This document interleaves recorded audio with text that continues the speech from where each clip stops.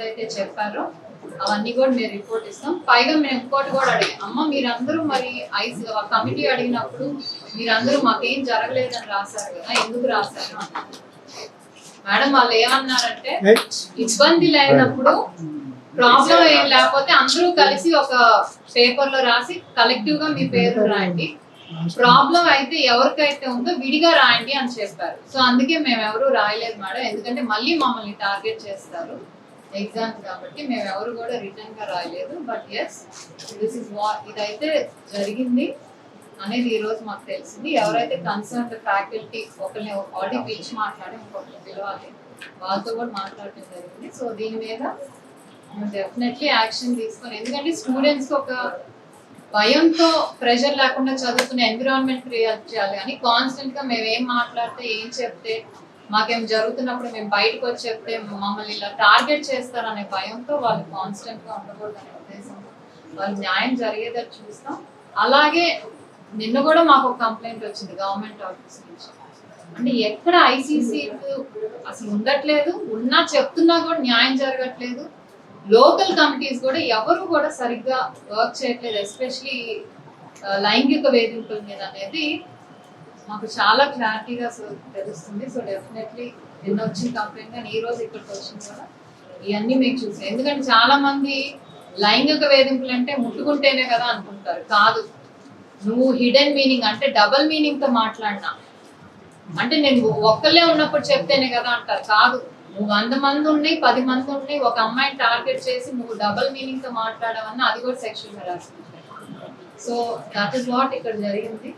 So దాన్ని ఈ రోజు మా రిపోర్ట్ మేము చూసి పైకి పంపించి will make sure that action is taken and ఎవరైతే స్టూడెంట్స్ ఉన్నారో మిగతా బ్యాచెస్ ఇబ్బంది పడుతూ మేడం అంటే చిన్న క్లారిటీ, విద్యార్థులు ఎవరి మీద ఏ ఫ్యాకల్టీ కంప్లైంట్ చేశారు, లైంగిక ఆరోపణలు చేశారా?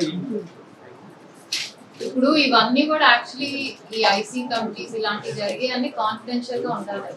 లెట్ ఇట్ బి విక్టిమ్స్ పేర్లు కాన్ఫిడెన్షియల్ గా ఎంత ఇంపార్టెంటో ఎంక్వైరీ అయ్యే వరకు కూడా we don't want to A faculty ఇక్కడ ఇంటర్నల్ గా అందరికీ తెలుసు, బట్ బయట చెప్పడం అనేది it's not right on my part. Later if they want వాళ్ళు చెప్తారు, అది ఇంటర్నల్ గా ఫస్ట్ మా కంప్లైంట్ మా రిపోర్ట్ వెళ్ళనివ్వండి. బేస్డ్ ఆన్ దట్ ఇప్పుడు ఏంటంటే మా దగ్గరికి వచ్చి మేము పిలిచినప్పుడు వచ్చి మ్యామ్ మాకు ఫైనాన్షియల్ ఇబ్బందులు ఉన్నాయి, లేకపోతే ఐఎమ్ రెస్పాన్సిబుల్ ఫర్ 2-3 ఫ్యామిలీస్, క్షమించండి అంటే దట్స్ నాట్ రైట్. మరి అది చేసేటప్పుడు అయ్యే గుర్తుకు రావాలిగా, ఆ పని చేసినప్పుడు ఇవన్నీ గుర్తుకు రావాలి. కానీ తప్పు చేశాక అడిగినప్పుడు ఇవన్నీ చెప్తే అవన్నీ కూడా తప్పి వాళ్ళని అవన్నీ కూడా మెసేజ్. సో ఆ message want to give clear. ఎవరైతే మాకు మెయిల్ పెట్టారో మేము ఒకటే చెప్తున్నాం, స్టూడెంట్స్ మీరు మీ పేరు చెప్పకపోయినా పర్లేదు, బట్ ధైర్యంగా ముందుకు వచ్చి చెప్పండి. మేము 100% అష్యూరెన్స్ ఇస్తాం that you want be targeted, మీకు ఎగ్జామ్స్ లో ఏ ఇబ్బంది రాదు, ఆ అష్యూరెన్స్ మాత్రం మేము మాకు విమెన్ కమిషన్ కి మెయిల్ వచ్చింది with some name.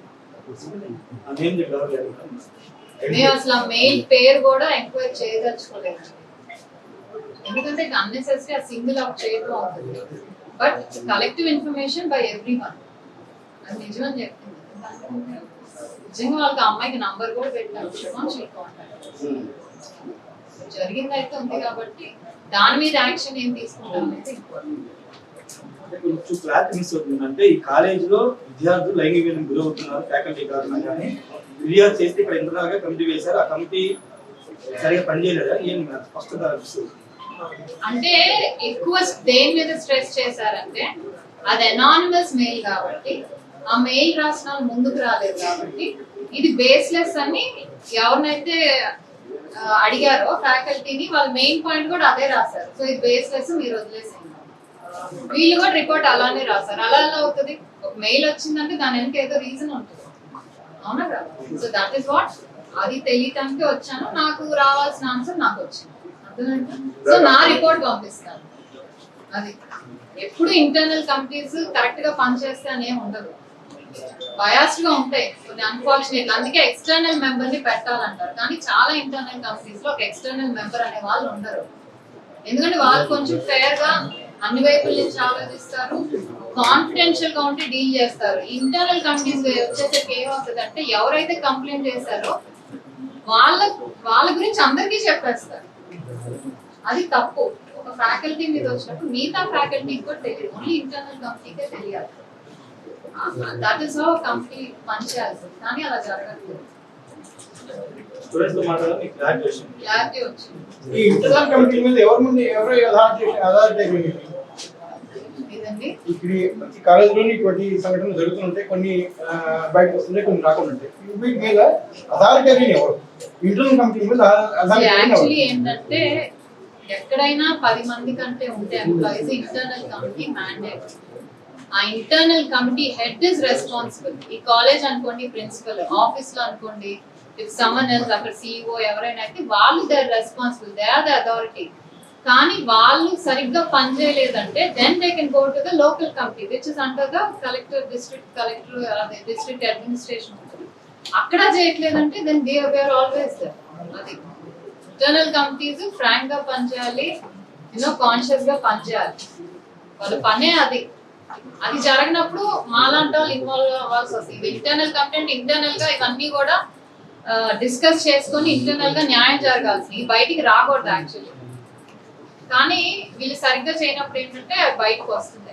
So that is when మేము ఎంటర్ అయ్యి వి మేక్ ష్యూర్ దట్ ఎవరైతే ఆ ఇష్యూ జరుగుతుందో అది కరెక్ట్ అయ్యేటట్టు మేము చూస్తాం. మీకు మెయిల్ ద్వారా అందిన సమాచారం నిజంగా నిర్ధారణ అయిందా? ఇప్పుడు ఒక్కొక్కసారి అదే చెప్తాం, ఎనానిమస్ మెయిల్ 2 వైపుగా వెళ్ళచ్చు. ఒకటి నిజం చెప్పచ్చు, ఒకటి ఇదిగా చెప్పచ్చు.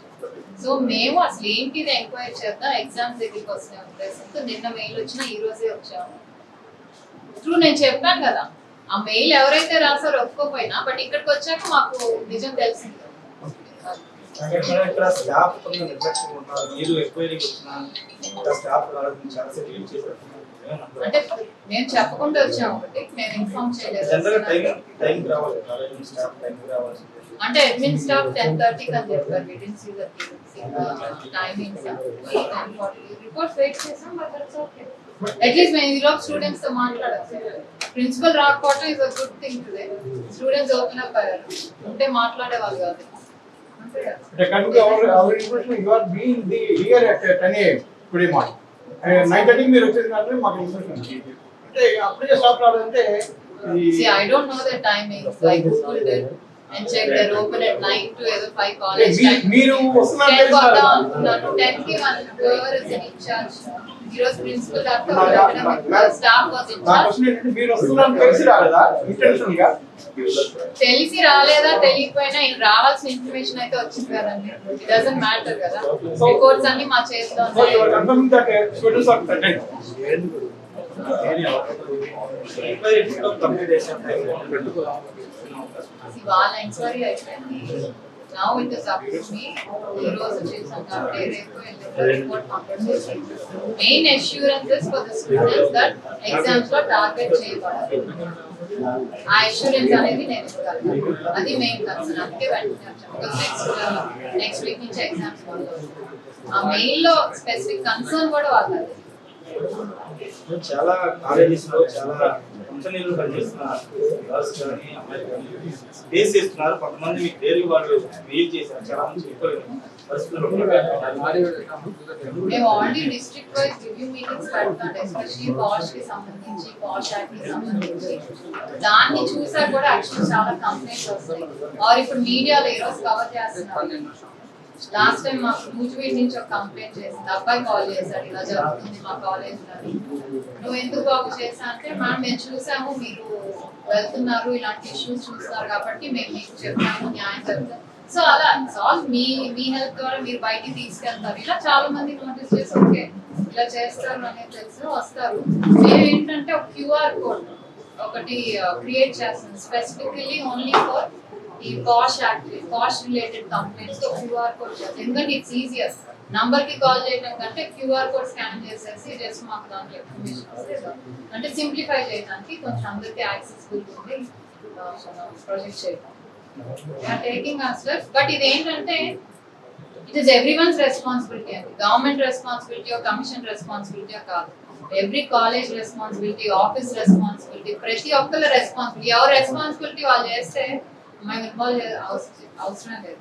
అది ఎవరి జాబ్ వాళ్ళు చేస్తే విల్ బి పర్ఫెక్ట్. ఈ కంప్లైంట్స్